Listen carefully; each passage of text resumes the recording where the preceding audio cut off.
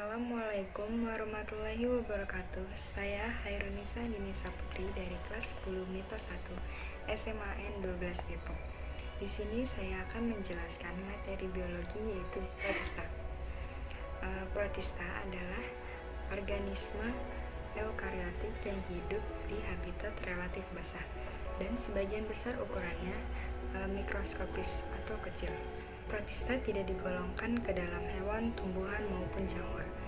Pergolongan protista didasarkan pada kemiripannya dengan organisme eukariot lainnya. Berdasarkan hal tersebut, protista digolongkan menjadi 3, yaitu protista mirip jamur, protista mirip tumbuhan, dan protista mirip hewan. Selanjutnya, saya akan menjelaskan protista mirip jamur. Nah, protista mirip jamur ini biasanya hidup di tempat lembab dan bersifat heterotrof. Makanan dan energi yang diperoleh dari protista mirip jamur ini dengan cara mengurai materi organik dari makhluk hidup lainnya. Mengapa protista mirip jamur ini dibilang seperti mirip jamur? Karena bagian besar kemiripan morfologi itu mirip jamur, makanya disebut protista mirip jamur. Protista mirip jamur ini dibagi menjadi 3 filum, yaitu Miscomycota, jamur berlendir, Omicota, jamur air, Archasimicota. Nah, protista mirip jamur ini dibagi menjadi 3 filum, yaitu Myxomycota atau jamur berlendir, Omicota atau jamur air, dan Archaeomycota. Nah, Myxomycota ini yaitu kan jamur berlendir. Masa yang berlendir itu disebut Clostridium. Jamur berlendir ini atau Myxomycota ini biasanya hidup di tanah hutan yang basah. Biasanya terdapat di bawah dedaunan yang jatuh dan kayu lapuk atau bekas kucuran air. Ada kondisi yang tidak memungkinkan, misalnya kekurangan air. Nah, Clostridium ini akan bertumbuh dan berkembang seperti spora yang disebut sporanium. Nah, sporanium ini akan bertumbuh dan berkembang menjadi sel kembara yang mempunyai cambuk hingga disebut mycoflagellata.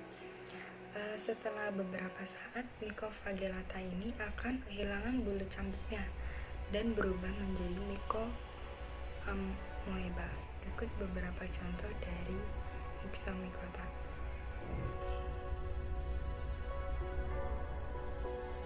Kedua itu Oomycota atau jamur air.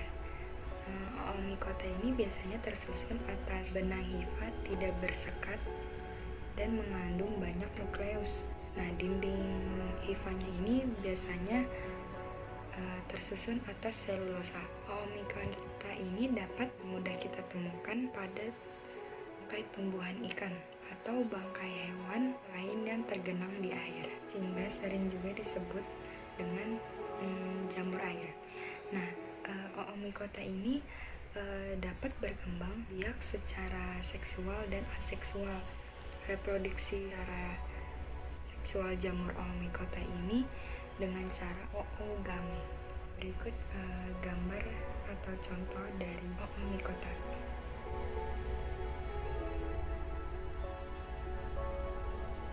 Nah, yang ketiga itu ada Archaeomycota atau jamur berlendir seluler. Archaeomycota ini adalah protista yang biasanya hidup atau berada di kayu-kayu lapuk dan bahan organik yang membusuk. Contoh dari Archaeomycota ini adalah Thyselium. Archaeomycota ini memiliki tubuh yang menghasilkan spora dan digunakan saat melakukan reproduksi seksual. Nah, selanjutnya ada protista mirip tumbuhan. Makhluk hidup yang termasuk ke dalam protista mirip tumbuhan ini adalah organisme yang bersifat heterotrof. Semua makhluk hidup yang termasuk ke dalam protista mirip tumbuhan ini biasanya memiliki klorofil dan bisa melakukan fotosintesis. Protista yang mirip dengan tumbuhan ini biasanya disebut dengan alga atau ganggang. Alga dapat dikatakan sebagai tumbuhan tingkat yang rendah yang semua anggotanya hidup dan menyesuaikan diri dengan di lingkungan air. Nah, alga ini memiliki banyak bentuk tubuh yang bervariasi, mulai dari uniseluler, berkoloni, dan ada juga yang multiseluler. Semua alga ini mengandung klorofil di dalam selnya, tapi pigmen yang dominan pada setiap divisi bervariasi. Nah, perkembangbiakan alga ini dilakukan secara vegetatif dan generatif. Nah, kalau perkembangbiakan secara vegetatif itu dilakukan secara membelah diri, fragmentasi dan membentuk spora kembara. Nah, kalau yang generatif itu dilakukan secara exogamy, anisogamy, oogamy, dan konjugasi. Nah, kalau yang membelah diri itu biasanya dilakukan oleh alga yang uniseluler. Berikut beberapa contoh dari protista mirip tumbuhan.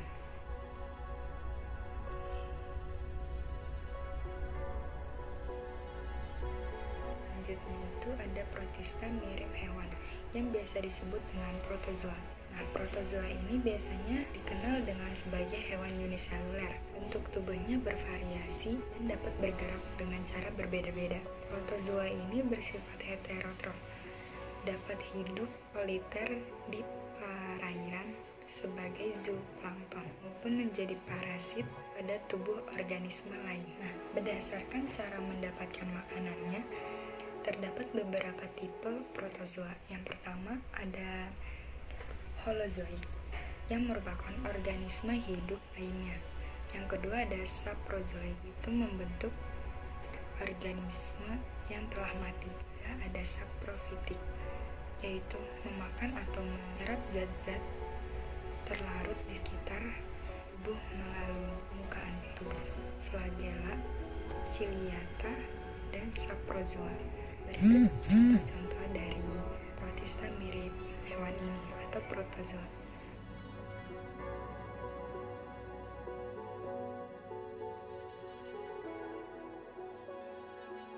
Mungkin hanya itu yang bisa saya jelaskan. Mohon dimaafkan jika ada salah-salah atau yang kurang jelas. Sekian dari saya. Terima kasih. Wassalamualaikum warahmatullahi wabarakatuh.